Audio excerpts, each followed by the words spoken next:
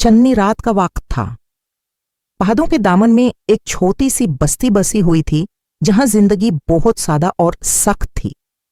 इसी बस्ती के किनारे पर एक पुरानी सी कच्ची झोपड़ी में रहीम नाम का एक गरीब लकड़हारा रहता था। रहीम रोज सुबह अंधेरा होने से पहले जाग जाता, अपना पुराना फाता हुआ कंबाल उतारता, थान से लारसते हाथों से एक मिट्टी का चिराग बुझाता और जंगल की तरफ चल पड़ता। रहीम के पास न अच्छे कपड़े थे, न मजबूत जूते और न ही कोई ऐसा साथी जो उसकी मदद कर सकता। सिर्फ एक पुराना कुल्हाड़ी एक्स से उसका हमसाफर थी। दिन भर वो जंगल में कठिन मेहनत करता, मोटी मोटी लकड़ियां काट कर कंधे पर उठाता और शहर के बाजार में ले जाकर बेचता। हर दिन सिर्फ कुछ ही सिक्के मिलते जिनसे मुश्किल से रोटी, नमक और कभी कभी थोड़ी सी दाल खरीद पाता। मगर रहीम के दिल में एक छुपा हुआ ख्वाब था कि उसका छोटा बेटा अयान, जो अभी सिर्फ 7 साल का था, उसे तालीम दे, स्कूल भेजे ताकि वो उसकी तरह लकड़हारा न बने। हर दिन की तरह एक दिन भी रहीम सुबह सुबह जंगल गया। उस दिन बहुत तेज बारिश थी, मिट्टी फिसल रही थी, मगर रहीम रुकने वाला न था। उसे पता था अगर आज लकड़ी न लाया तो कल घर में चूल्हा न जलेगा। वो बारिश में भीगता हुआ कुल्हाड़ी चलाता रहा। उसके हाथ छील गए, कंधे छील गए, लेकिन दिल मजबूत था। शाम को जब वो बाजार पहुंचा तो लकड़ियों का भाव गिर गया था। जो लकड़ी पहले 10 रुपए किलो बिकती थी, आज सिर्फ 5 रुपए किलो बिक रही थी। रहीम ने दिल में आंसून दावा कर लकड़ी बेच दी, लेकिन घर लौटकर अयान के लिए रोटी ले आया। जब अयान ने रोटी खाकर कहा, अब्बू मैं बड़ा होकर डॉक्टर बनूंगा, तो रहीम के दिल में एक उजाला सा भर गया। उसे लगा उसकी थकान दूर हो गई। अगले कुछ महीनों में सर्दी बहुत सख्त आई। रहीम रोज बर्फ में चलकर जंगल जाता रहा, मगर इतनी मेहनत ने उसका जिस्म तोड़ कर रख दिया। एक दिन वो लकड़ी काटते वक्त बेहोशी में गिर गया। दूसरे लकड़हारे उसे उठा कर बस्ती लाए। हकीम ने कहा कि रहीम को आराम चाहिए, वरना जान को खतरा है। रहीम ने जब सुना कि कुछ दिन काम छोड़ना होगा तो उसे लगा जैसे जमीन उसके पांवों के नीचे से खिसक गई है। घर में कुछ भी बचा न था। रोटी दाल सब कुछ खत्म हो गया। अयान भूख से रो रहा था।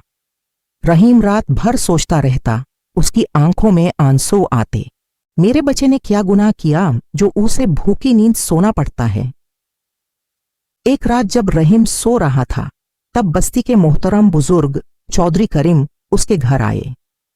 उन्होंने देखा कि रहीम बीमार है और अयान भूखा है। चौधरी करीम को याद आया कि कुछ महीने पहले जब उनका बेटा जंगल में खो गया था, तो रहीम ही था जिसने अपनी जान दांव पर लगाकर उसे ढूंढ निकाला था। चौधरी करीम ने अगले ही दिन रहीम के घर राशन भेज दिया और कहा, तुम अपने बेटे को स्कूल भेजो, मैं उसकी फीस भरूंगा। रहीम के लिए यह जैसे खुदा की रहमत थी। उसकी आंखों से आंसू बह गए। अयान अगले दिन ही स्कूल चला गया। उसने पहली बार यूनिफॉर्म पहनी, जूते पहने, बग उठाया। रहीम ने उसे दूर तक देखते हुए दुआ दी, मेरा बेटा मेरा गरूर बने। वक्त गुजरता गया। रहीम धीरे धीरे ठीक हो गया, मगर अब उसकी कमर पूरी तरह से झुकी चुकी थी। उसकी कुल्हाड़ी भी पुरानी हो गई थी, हाथ कांपते थे। मगर उसने मेहनत छोड़ी नहीं। हर दिन थोड़ी थोड़ी लकड़ी लाता, बेचता और अयान के लिए किताबें खरीदता। अयान ने स्कूल में मेहनत की, सब टीचर्स उसकी तारीफ करते। वो कहता, मैं अपने अब्बू को इज्जत दिलाना चाहता हूं। साल दर साल अयान ने पढ़ाई जारी रखी। रहीम दिन दिन बूढ़ा होता गया, मगर उसका दिल हमेशा जवान रहा। 10 साल बाद बस्ती के लोग एक दिन हैरान हो गए जब उन्होंने सुना कि अयान शहर के बहुत बड़े कॉलेज से डॉक्टर बन गया है। जब अयान बस्ती वापस आया, उसने सफेद कोट पहना हुआ था। गाड़ी से उतरकर अपने पुराने झोपड़ी के सामने आया। रहीम उस वक्त चरपे पर बैठा था।